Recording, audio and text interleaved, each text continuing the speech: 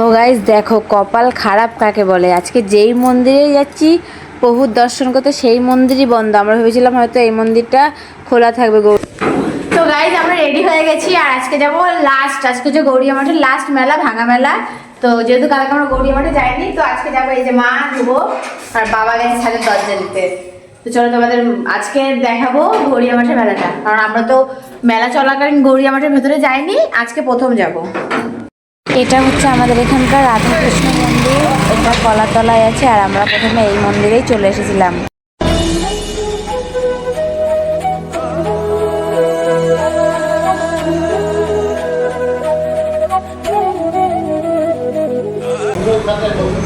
তো গাইজ এই মন্দিরটা আগের দিনও এসেছিলাম আমরা তিনজন মিলে, বাবা আসেনি, আজকে বাবার সাথেই এসেছি।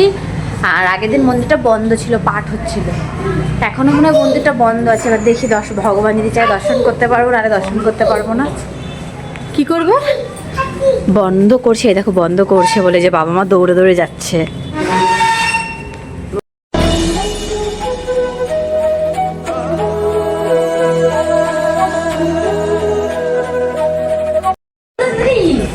যাচ্ছি। ও বলছে সিংহ কামড়ে দেবে। কে বলছে? ধ্রুব বলছে সিংহ নাকি কামড়ে দেবে। রাত্রি চলো।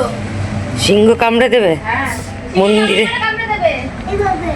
ও কেমন করে? ওইভাবে। এই শোন, ও পালিয়ে যাবে। চল। এই শোন, এই শোন, তোর নাম কি? গেট বন্ধ। প্রত্যুষ কি?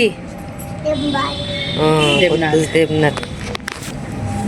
তো এখন মন্দিরের গেট বন্ধ হয়ে যাচ্ছিল। আমরা এখন একদম লাস্ট টাইমে এসেছি আর এই যে মন্দিরের গেট এখন বন্ধই করে দিচ্ছিল, আর ঠাকুর দর্শন করতে পারিনি, ভাগ্য এত খারাপ।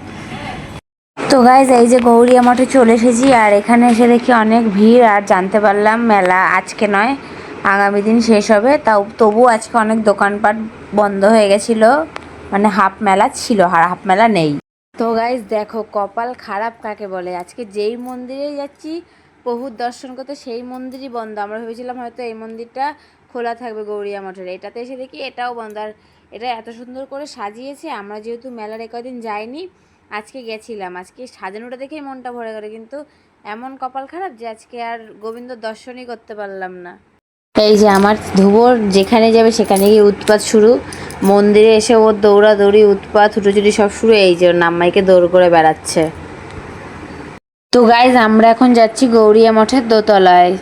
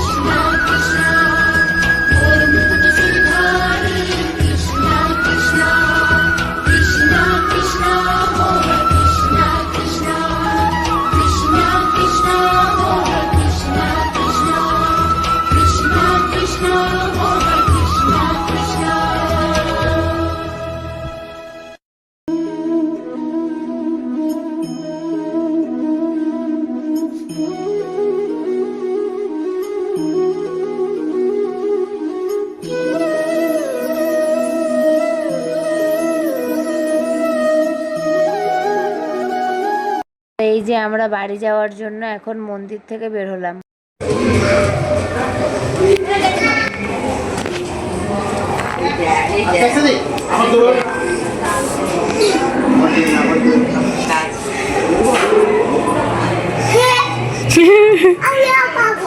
ও পারবে।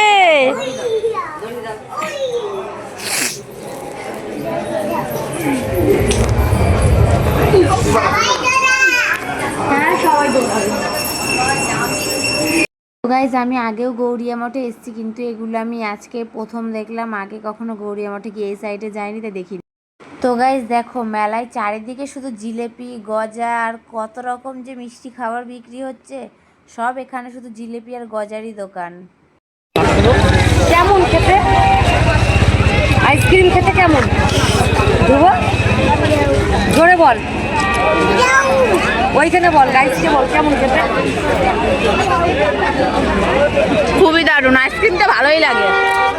গাইজ আমরা বাড়িতে চলে এসেছি, আর ধ্রুব দোকান ওখান থেকে একটা মাস্ক কিনেছে, মানে ওই বাঘের মুখো এই যে 50 এটা 10 টাকা আমি নিয়ে নিই ওটা।